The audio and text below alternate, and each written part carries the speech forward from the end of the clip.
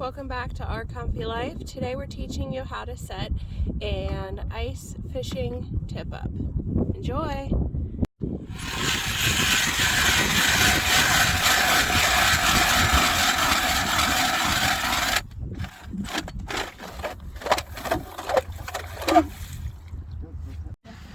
Alright, so now once you drilled your holes, you're going to go ahead and grab your scooper, and you're going to go ahead and scoop out the ice.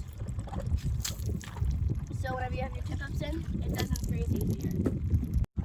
Now, once you get the tip up, you take a minute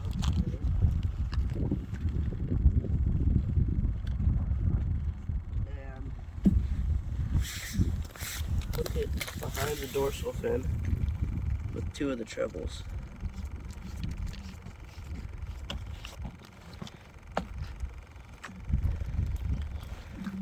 Drop it down in.